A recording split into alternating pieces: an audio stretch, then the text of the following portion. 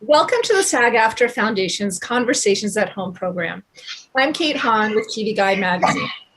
Before we are joined by our guest today, I want to let you know that the SAG-AFTRA Foundation is a nonprofit organization that relies solely on donations to provide emergency assistance and free educational programs for SAG-AFTRA artists. This conversation is made possible by the generosity of our supporters. Last year alone, the foundation provided nearly $7 million in COVID relief to over 7,000 members. If you are a SAG-AFTRA artist and you need help, please ask. And if you can help, please give. More information is provided in the description of this video. Thank you to our generous supporters. And now it is my pleasure to introduce actors Jared Harris, Leah Harvey, Lee Pace, and Llobell from Apple TV Plus's Epic, and it is Epic Sci-Fi Thriller Foundation. Thank you all for joining us to talk to your fellow actors today. Thank you for having me. Thanks for having us. Yeah, Jared, I want to start with you. You play Harry Seldon, whose prediction that society is going to crumble kind of sets off the whole action in this thriller. He's kind of the smartest man in the room, which is a bit similar to the character you recently played in Chernobyl, physicist Legasov. What's it like as an actor to take on that role as the smartest guy in the room? Who nobody listens to. Very familiar as an actor. It's a kind of a character trope that goes all the way back to Greek mythology, and it's the Cassandra, isn't it? Character, the person who can see how the events are going to unfold but isn't listened to, and in this case, that's part of it's that reaction is folded into the expectation is folded into the plan. So, is there any research that you did or any preparation you did specifically to play Harry? I read a lot of biographies of sort of great scientists to try and figure out if there was something in common that they had. It was useful because it helped inform his relationship with Gail, because she's the only person in the world who can understand him, understand what he knows. So they are, in that sense, they're kindred spirits. So it helped with that relationship to understand. There's an emotional support there that although he's not a particularly forthright person, there's comfort in the knowledge that there's somebody else who understands what you understand, and you're not mad. Well, and yeah, Gail Jornick, played by Llobell, who we have here, is Harry's protege. Lou, this is your first TV role. Was it daunting at all? What did you rely on from your acting training to step into this role? It was daunting. I think the most daunting thing about it was probably walking onto a set that big with so many moving parts. You know, the acting bit was difficult, of course, and challenging, but I think that was where I feel more like safest, and that's kind of what I've been working my whole life to do. But I have had experience working as like a stand-in and being, part of the crew on big sets. And I think that prepared me pretty well for what, it meant to like understand how everything worked together, and be able to be comfortable with all these moving parts around you and be able to still focus on doing your job. Did you feel like there was a parallel between your character coming from her sort of quiet planet to Terminus, which is a planet that's all city, to meet with Harry, Yeah. And your journey kind of from being an actor with, a little bit of a shorter resume to stepping into this big show? Was there a parallel there? Did you use that at all? Completely. I mean, I also think I left South Africa to study in the UK because I wanted to become an actor. And so even something that's kind of like a Gail journey, right? Like, London being the terminus and South Africa, where my little town being Synac. So yeah, for sure. I think there were similarities and I could definitely draw from that. Well, the two of them are living in this world, and Lee Pace, you play one of the Cleons, these three clones that are ruling this giant empire. But it's interesting because, you are Brother Day, but you also play with Terrence Mann, who's the older version of you, Brother Dusk, and another younger actor who's Brother Dawn. So the three of you, it seems, watching this, you share some gestures, you share some ways of moving, you share some ways of vocalizing. Did you three actors talk about those things and how to create junctions between the three of you? Yes, I'm gonna answer your question, but first I have to say, listening to Lou talk about kind of walking onto that set, I was struck by such nostalgia for that first throne room scene, where it looked absolutely like you were at home in that space, playing that character, owning Gail Dornick. And hearing you now speak about it, I was, really struck with, how long ago it was that we began this first season of the show. And because we shot our storylines, other than that first scene together, on totally different sets and different, I've since seen the whole show and everything you did, and you nailed it. Like, you just— Oh, thank you, Lee. Just owned that character in such a, powerful way. So I really appreciate that. That means so much coming from you. So thank you so much. Now I will answer your question, Kate. I love that this is a very supportive cast. I love that. Oh, yeah. For sure. Well, it was like, it's fun to share a role like that with two other actors, especially Terrence Mann, Cassian, Cooper Carter, who played the younger Dawn, because we are playing basically the same man at different times in his life. And it's a trick that we pull off in a show that has a great deal of CGI through performance. And that was, something that I love, that kind of thing. So kind of mirroring the movement, finding character traits that we can share through the generations. Like the little Cooper Carter, I then go on to play that generation of Day for the second half of the season. And the Day that I was in the first half of the season, Terrence Mann then goes on to play. It was fun to do that in performance, in a way, to really figure that out in our gesture. And I watched the show back, and I think it's effective. It worked. It kind of visually sells the idea of the clones in a way that a line of exposition couldn't. It's an actor trick. It's an actor trick, and this audience wants to know how you pulled that actor trick off. Did you do it in performance when you were on set, or did you rehearse and actually discuss how you'd mirror each other? I would be lying if I tried to say that it was a very serious thing. It was me and Terry playing around at dinner. I would look across the table and I would see him copying my gesture, and then I would do it to him when we were rehearsing the scene. And we would just we made it a game. We made it a game that we could constantly be watching each other and taking on each other's gestures. It sounds like that Meisner game. Is the what? Yeah, the Meisner Sounds game. like that Meisner game. What is the Meisner game? It's like you're twitching your nose. Yes, I'm twitching my nose. You're laughing. Yes, I'm laughing. It's like that. You watch your other actor. You react off each other, and you mirror them. Yeah, mirror them. Okay. Oh, I want to talk to y'all more about that, because we can really, It's the only book on acting I've ever read, Meisner. Well, Leah, let's talk about that then. Did you, because we're speaking with actors, what Meisner did you bring to this role of Salvor Hardin? This is a tough character. She's out, she's out on a very distant planet compared to the rest of this cast, an unfriendly place. She does a lot of fighting, a lot of loving also. But what of Meisner did you bring, if any?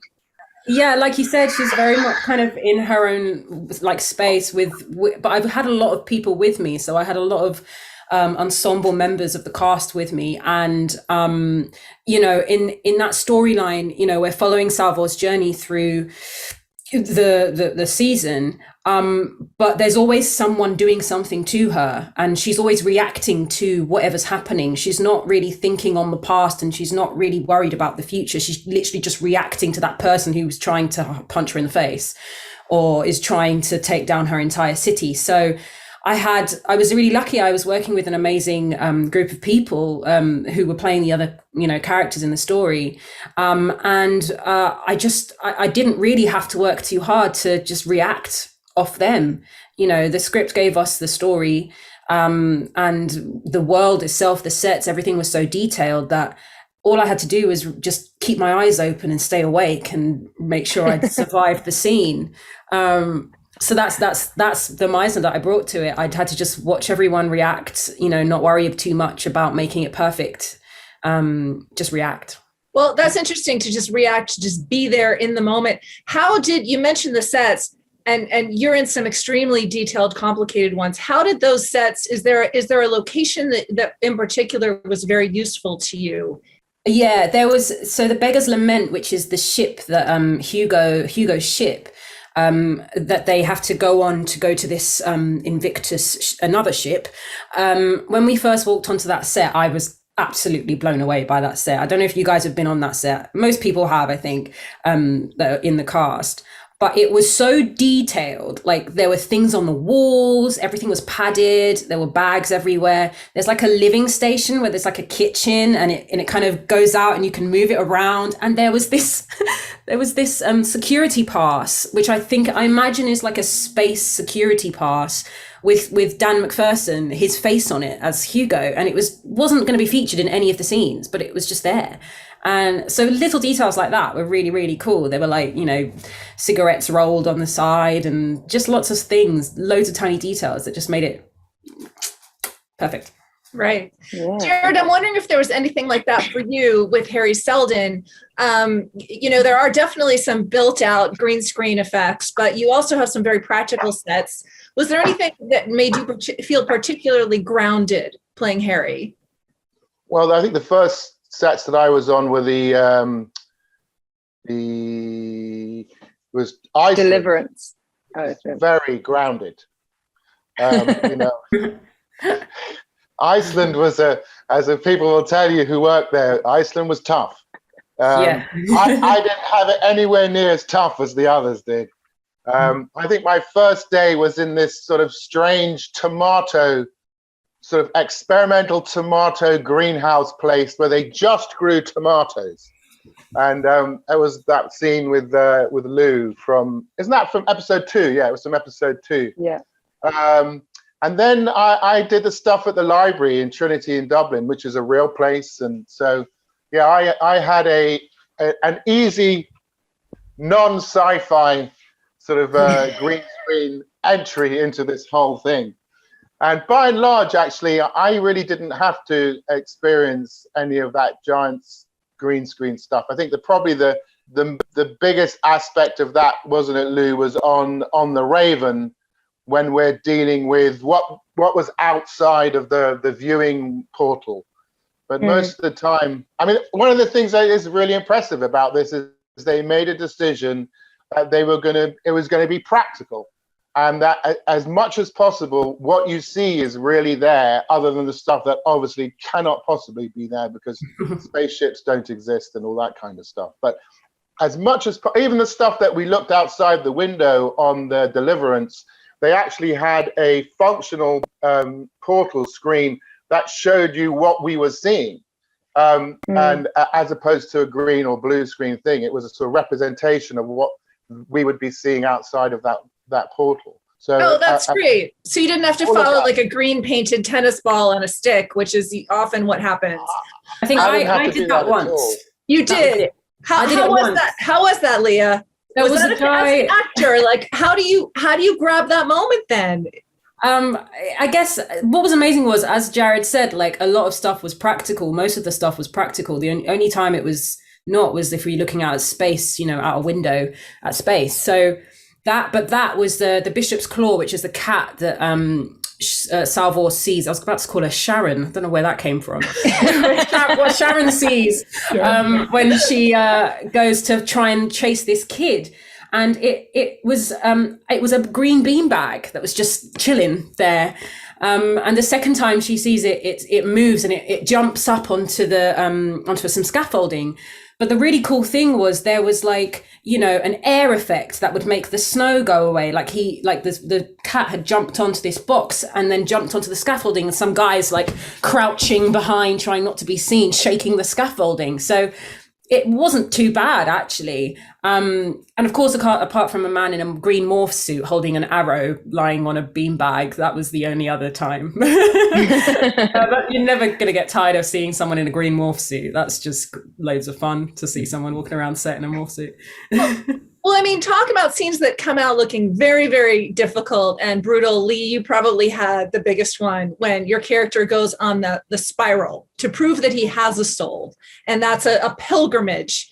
And you know, your Cleon he's sunburned, he's dehydrated, he thinks he might die.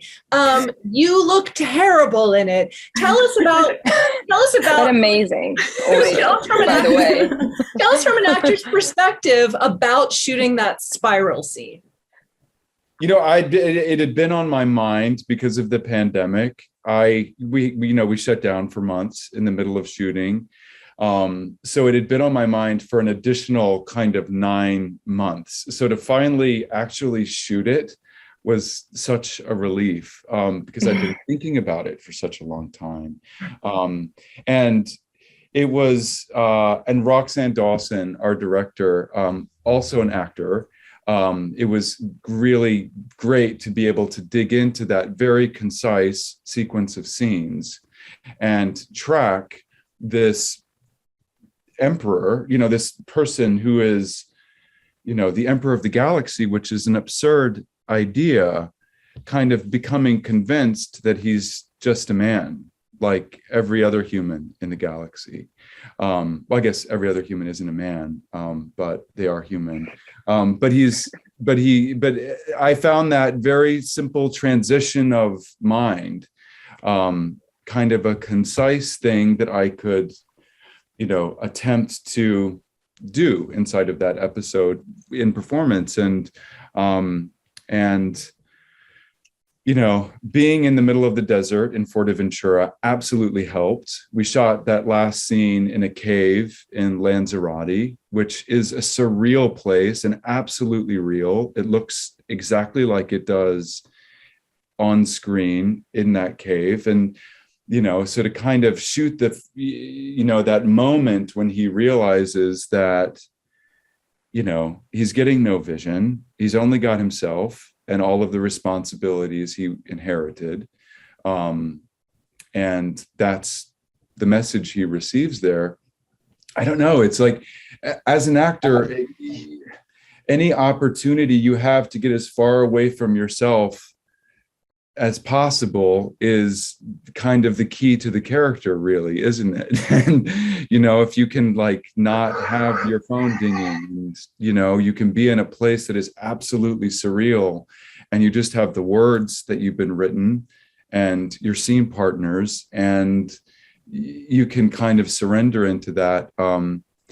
It's the dream, and it's very rare in my experience that the conditions work to kind of fool your actor mind into that surrender. But that episode was, you know, one of those experiences for me where kind of the external conditions made it possible. We shot that in Lanzarote, and we shot the cave in Lanzarote, and then we shot the desert spiral stuff in Forteventura, and then we shot the spaceship in Ireland, and we shot the Trial of the Zephyrs in Malta. I mean, it's crazy on this show. I'm telling you, you walk out of Malta into Ireland, and then you cross the next corner, and you're in, you know, Spain. It's pretty phenomenal. I'm sorry, you were going to say something. Yeah. Yeah.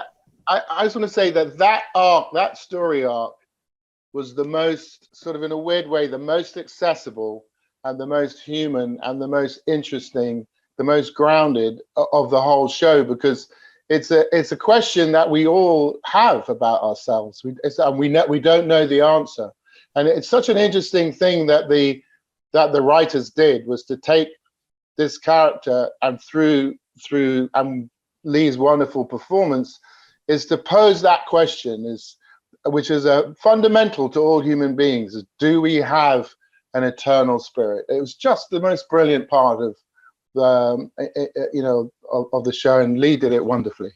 Oh, that means so much to hear that. Well, there are a lot of, the huge civilization that they live in is causing a lot of pressure for all of these characters. Yet I noticed watching this, you all have a lot of scenes that you have to kind of carry without a scene partner, by yourself. Lou, when you first wake up, from the pod, you're alone in this huge ship that you don't understand. What's that like when you sort of don't have anyone, you don't have a scene partner to rely on? You have to carry that yourself. That was one of the most traumatic weeks of my life, honestly, like genuinely. And I think it helped a lot because it was some of the most, I'm most proud of those scenes because it took a lot of like willpower. I'm a very social person, and it takes a lot for me to be sat in like the 10 in between takes and between scenes and between, setups, and just be by myself. And so it was very draining and exhausting, and especially because of all the emotions goes through as well. And just having to only rely on myself. I mean, for the most part, I get to work with incredible actors who have taught me so much. I mean, I think I've worked with everyone here and a lot of other actors as well that were just so, they just showed me so much, and I had to just rely on myself for like a whole 7 days, which was intimidating, but I think I managed to do it okay. Yeah, but it was, and yeah, genuinely it's some of the toughest stuff I've ever done, and I didn't think that would be the toughest week on set for me. I thought like maybe being on wires or underwater might be worse, but it wasn't. I remember Lou. I remember that week really clearly because Lou, we were shooting different blocks at the same time. So we'd be shooting one storyline and another storyline at the same time in the same building. And I just remember Lou I'd pop over to her set in between scenes while we're shooting on the Invictus, and she'd just be sitting there like, I'm so lonely. I'm so lonely and cold. You absolutely smashed it. Yeah, you smashed those. Thank you. Lou, was there anything that you carried with you from your training, or anything someone had ever said to you, an acting instructor, that you kind of kept going back to during that tough week? I do think there's so much that training does, which I think is amazing and brilliant. And I'm very grateful that I was privileged enough to be able to go to drama school and do all of that. But I do genuinely cannot express enough how being on the job teaches you so much more than drama school can ever prepare you for. Like, working on the scenes and doing all that character work, that is, stuff that, of course, it's very helpful to learn. But once you're on set and you have to go again and again and show that emotion again. I mean, the scene where Gail is just discovered, the news about Harry and Raish, that was like traumatic. And it was just me in like this spaceship surrounded by a group of crew who are doing their job, and my job is to just be completely and utterly vulnerable and just showing everything and giving it all out there. And I just there's no amount of training that can prepare you for how draining and emotionally draining that is. Well, Leah, you were talking about how your character does a lot. She ends up reacting to a lot of situations, but towards the end, she takes it upon herself to get into a ship and to go on a search for her mother. So that's a real turn for her. Was that something that you had to prepare for, in particular, to play that kind of switch in her character? And I'd love for you and Lou to talk about that scene at the end where they actually realize who they are to each other. Yeah, it's funny. It's one of those things that we never really get to talk about because we've had to keep it secret for so long. Yeah. But like, the whole run up, all the first 9 episodes, Savor's going through this whole process, and I was realizing after filming it, I was like, why did I not get to process any of it? It's because Salvor didn't. And in episode 10, she has these scenes where she's trying to piece what happened, together. She's talking to different people, talking to her mum, talking to Hugo, talking to even Polly. She's trying to work out what happened and she's reflecting upon it. So we get to see what was going through her head during the crisis, basically. And of course, she discovers that her mom, her biological mother, is Gail. Whoa, big surprise! And she makes a decision to leave. And it was a really I was really excited to kind of go into that place with Salvor, for her to get some answers. She spends a lot of the time kind of searching for purpose and floundering a little bit.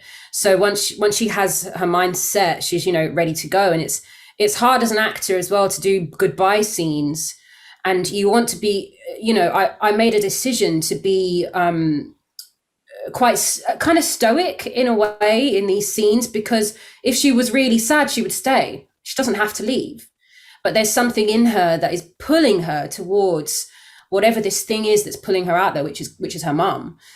So it was a fun acting exercise to kind of, say goodbye, be really emotional about saying goodbye to these people, but be more attached to what she's going towards. So yeah, and a lot of those scenes were filmed on location, and especially the one with her mum at the end. That was with Sasha. She plays Mari. That was one of the last scene that I really kind of filmed. So it was a pretty epic kind of situation. But finally being able to see Lou, was really cool. Leah and I started this whole entire thing together. We've had our auditions on the same weekend, so we met before we were even cast. Yeah. So it was such a weird, after like 2 years of working on this finally separately, but being so like close and being so supportive of each other outside of, until right at the end, we didn't actually like ever have to deal with Salvor and Gail. So, that was always like a far away idea that we'd get to, but we kind of weren't sure how we're going to maneuver it. And I remember we were in quarantine before starting, and me and Leah had a meeting on Zoom with Goya. And we were both like, we couldn't stop laughing. It was just the most awkward. Because we were like, never this is actually happening. Before. Like, this is so crazy. So even that process of finding the scene and finding our relationship outside of our relationship, finding the Gail and Salvor relationship was such a fun thing to do. And you mean David Goyer, the writer? That's who you're. Yes, sorry. Yes, so David Goyer. Sorry. So, I realized. So what was the surprise for both of you shooting as actors coming into that? You've got to be so tuned into the other person. What kind of like, what was the surprise? What gave the scene all that life? Like, what did you give to each other? I really was trying to focus on Lou, because Lou kind of Salvor turns her head and sees her and knows immediately that she's looking at her mother's face. And so I did a lot of kind of just looking at her really and trying to kind of, it's like when you see a newborn baby and you look at every detail of its face, she's missed out on seeing her mother's face for so long. Like, where am I in that face? Oh my God, she's so beautiful. Her eyes are so beautiful and all of that stuff. And, that was the thing that kind of surprised me in my own acting, was that I was so enamored by looking at Lou's face in that scene. And I've been looking at her face for 2 years. So somehow I kind of surprised myself at my ability to immerse myself in it so much that it felt like I was looking at her face for the first time. And it was really emotional. It was beautiful. Yeah, I think for me, it was more of Gail hasn't been with another human person for however long it was. That's a good point. So I think Gail was just excited to see another human. And of course, then the shock, and which, I think that kind of energy of like Salvor giving so much and Gail pulling away is quite an interesting dynamic, which is interesting to play, Right. Yeah. Well, Jared, you have a lot of scenes where you're not really playing a human being anymore. You're playing this. You're playing this kind of. I'm not quite sure who Harry is. He's reassembled himself with all these different, bits and bots of intelligence. What do you have to change how you approach that as an actor? Like that scene where he comes out of the vault, and and when we find out the long game, that he's been playing. How did you approach that? Well, that scene went through a pretty vigorous rewrite, which I was involved with David. So a lot of questions get answered that way, and they get sort of filtered through the thought process of David and the needs of that moment, which there were things that needed to be tied up, but there were also, for want of a better word, Easter eggs that needed to be laid so that and David knew where we were going forward. But very specifically, there was that moment when the young boy tries to touch me, and that was put in there so that at some point my mind, and watching this, I was reading it, goes to, well, what is he? So that specific moment was to try and answer that question as to what is he. But by then we'd done all the stuff on the Raven with Gail, and that's where a lot of those questions were dealt with. Lou and I are sitting on that little ledge underneath the viewing portal. We both have to stand up. How do I stand up without straining, because I don't have any weight, which was quite difficult for me to do. And then the way that I solved the problem was, which I sort of do, but I kind of lose my balance, which is irritating, is I had to slide down that little bank to give myself a little boost so I could stand up. But otherwise it would make no sense. I have no physical mass, so what I can't strain to do anything. But yeah, it's very weird. Those things are weird, where you're not really there. You start asking yourself lots of questions about, why would I walk? I don't need to walk anywhere. That actually informed how we blocked that scene out, because we decided that there would be moments where I would just appear. I mean, and the only reason I would walk over towards Gail at whatever point was for emphasis, But I don't need to physically move anywhere. I can just be somewhere. So, yeah. Yeah, anyway, I remember a conversation about you walking through a doorway and you couldn't see. We're like, I can't step over, because I'm not stepping over anything. I would just be gliding past. And it was this weird step so that you wouldn't look like you were stepping. Yeah. Yeah. Well, luckily, when you have to step over dolly tracks, that's one of the things that you have to figure out how to do. Yeah. Well, yeah, I mean, the physicality is somebody else. The physicality is a huge part of all of these roles, because there are so many wide shots of all of you actors in these environments. It's not all, flip back and forth close-ups. The framing is really creative. So Lee, we could go back to talking about a little bit how it is to play someone so incredibly evil. And I'm thinking of the scene where he orders all the hangings, and he orders he orders the planets to be destroyed. It's all really a matter of perspective when you think not evil. The way I think about him is he's just extraordinarily powerful. He can do whatever he wants. I mean, there's something abstract about the character, and listening to everyone speak, I think that's one of the interesting opportunities with this show, is that there's no one sitting around the breakfast table getting the kids their lunches and packed off to school. That doesn't exist on this show.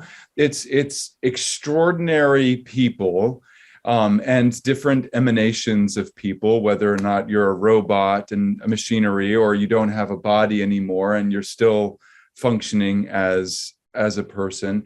These extraordinary kind of expressions of humanity dealing with extraordinary situations, and the kind of imaginative work that gives us as actors is really without limit. Like you can really embrace abstract staging, abstract physicality, abstract kind of sense of power, like to talk about what this idea of someone having absolute control over everyone in the galaxy. It took some kind of time sitting with it to get my head around it and to understand the weight of, like in the last episode, everything that I take from Azura, how much it means to her and how little it means to Cleon in that moment. How easy it is to do that thing to her. He destroys her whole family. He destroys any memory of her. And then he sentences her to this horrible life imprisonment. And then he just walks away. Yeah. Well, she's upset him. Well, if you look at it like that, yeah. Then fair enough. I mean, he's real pissed. Everything that's happened. But I love, Lee, what I'm hearing, and I'd love it if we could just quickly touch on this because we are running out of time. But everyone, you all seem to have had to stretch in a certain way for this show. And Lee, you talked about that, like finding that attitude of Cleon, which I think you've done successfully. Leah, where did you have to stretch? I think that balancing the kind of idea of playing somebody who is, like I said, reacting to everything around them, and most of the journey that we see her go on is during a crisis. So she's on a mission to kind of achieve the best outcome possible, and to not just do it in one way. I think was the way I kind of was stretched and had to stretch was finding different ways of being in crisis mode. I mean, I'm not going to be smiling, am I? So most of the time was spent frowning. And I remember David actually saying to me when we first started this whole process of making the show, he was like, your character is going to be one of those characters that people are going to be like, do they ever smile? Like, it's just a frown. And it's like, yeah, no, you're right, because she's trying to survive the whole time. So it was balancing that, I think, was the way that I had to stretch, was bringing vulnerability, humor, humility, all of that stuff into somebody who's literally just trying to survive. And finding different ways to run. I had to run a lot. So I was trying to find ways to make running really interesting. A to B scenes, I called them, A to B. So what did you do? Did you change your gait?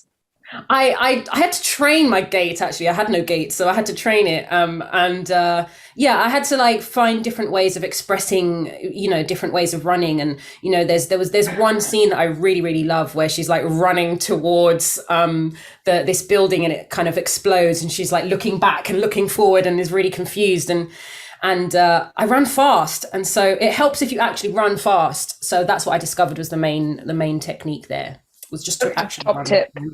Top tip. Run fast. But I love that you had to kind of practice different styles of running. And Lou, we talked about the toughest week for you, where you really had to stretch was being alone. But I think also, because she comes from a water planet, you do a lot of work in the water. That was not a stretch for her. Yeah, surprisingly, genuinely, those were my favorite days and the easiest scenes for me. Because I loved. Why is that? Are you a swimmer? I was a swimmer when I was younger, and I've just always grown up near the ocean, and that's something that I feel so comfortable. It was literally, I did in my audition, I think I whispered to one of the stunt people, and I was like, by the way, can you just let them know that I'm a swimmer, just in case that tips them my way. I have a question. How long did you hold your breath for in that last episode when you discover Salvor's body? That is like a minute and a half? Yeah, it looks that way. But it's certainly, I think maybe maximum 30 seconds while doing all the movement. But there was one time where I went down, pressed the cryopod to open, and my flashlight got stuck in the cryopod door for a split second, and they'd had a safety so I could quickly pull myself out and go up. But I literally had a moment where I had to hold my breath for 10 seconds extra, and I managed it. I didn't panic. It was good. Yeah, you were great on those scenes. I remember standing beside the tank being like, how does she do it? Great. Jared, what about you? how did you have to stretch yourself to play Harry? We talked about the movement, like this witness guy, and any other things that you really had to do. I mean, I think that the most difficult thing about playing the part was that initially, like in the early versions of the scripts, which got rewritten, he wasn't. It's finding a way to have stakes in the scene, that emotional stakes, personal stakes, physical stakes, if you like, so that he's more than just a sort of an exposition dump, and which then allows you to create relationships with the people who are there. I mean, for example, one of the things that we changed was that reveal at the end of episode 5. He just sort of spins in his chair and he kind of slightly Lecter-like goes, "Hello, Gail," and it was it was less interesting than coming up with the idea that something had gone wrong. I mean, something's gone wrong anyway. We all know that something's gone wrong, but that something had gone wrong with him, and that he'd been trapped in this moment of re-experiencing his death constantly. So that allowed you to have there's an emotional stakes, emotional connection, something that could happen between the characters. Because with a character like that who's supposedly all-knowing, they're kind of boring, really, because you always end up with a position of, well, yes, everything's going exactly as I expected it to go, which is it's like something out of Doctor Who. So it was trying to find a version of the character who can be fallible, basically, who can be wrong, who doesn't know everything. And that was actually, again, one of the questions that I would discuss with David is, what does he know? What does he know at this moment in time? What are his expectations? What is he surprised by? Because if you don't know everything, then you can be surprised by what's happening in the scene and what other people are doing.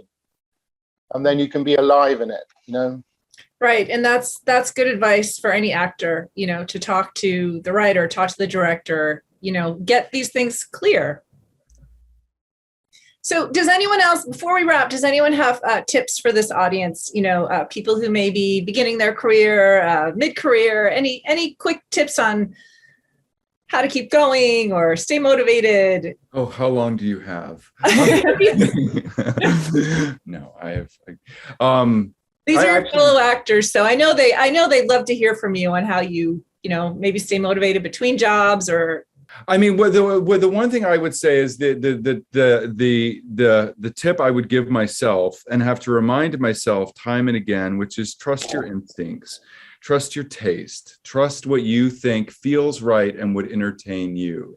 And I was listening to Jared answer that question, and I was thinking back to what I found difficult on this shoot, and it was really those first days of shooting the character, because I felt like this obligation to kind of bring something, and I had a funny idea in my mind about what that thing was, and had I just taken the advice I just gave and just listened to my instincts and like do the performance that I would want to watch, then I think I would have saved myself that grief, of kind of that discomfort, because to feel relaxed on set, to feel like at home inside the character, you really have to kind of just trust what feels right to you. And I say it's not an easy thing to do. It's not an easy thing to kind of relax into that. But if anyone out there watching this has some shortcuts to it, what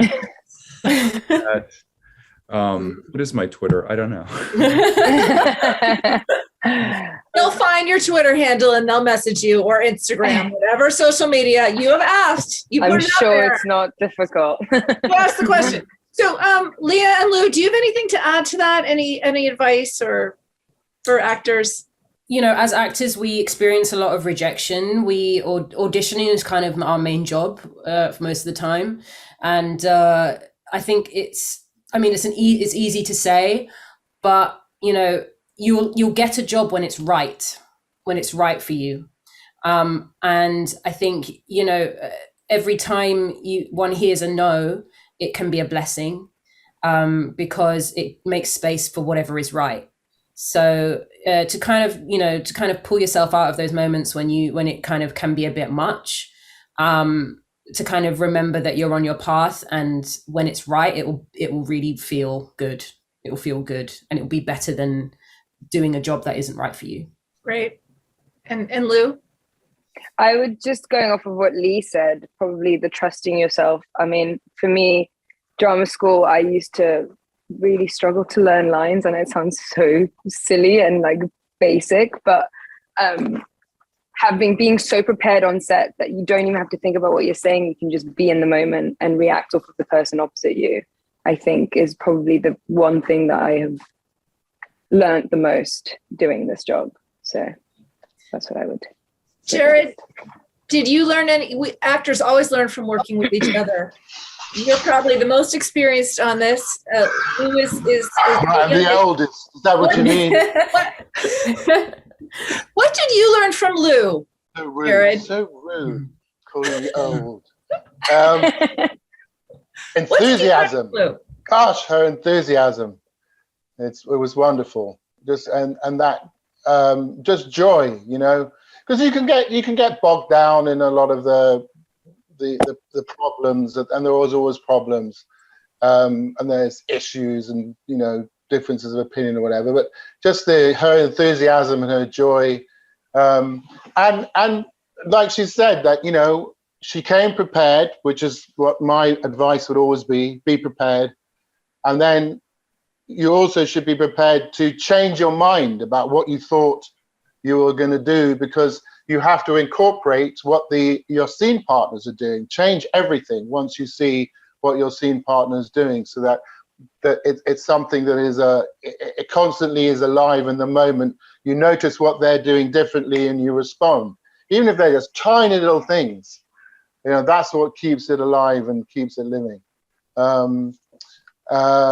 Yeah, and you know, I have to say as well, because I wasn't there that much, you know, and what I said, one of the things that I was really impressed by was the atmosphere, the camaraderie that Lou, Leah, and Lee created on those sets, because there was a wonderful atmosphere, very, very positive atmosphere, and that was because those three led the companies, and they did it brilliantly. Well, it shows on screen. It's a wonderful show. So on behalf of SAG-AFTRA Foundation, I want to thank you for sharing your experiences and craft with your fellow performers. Thank you all so much. Thank you. Thank you.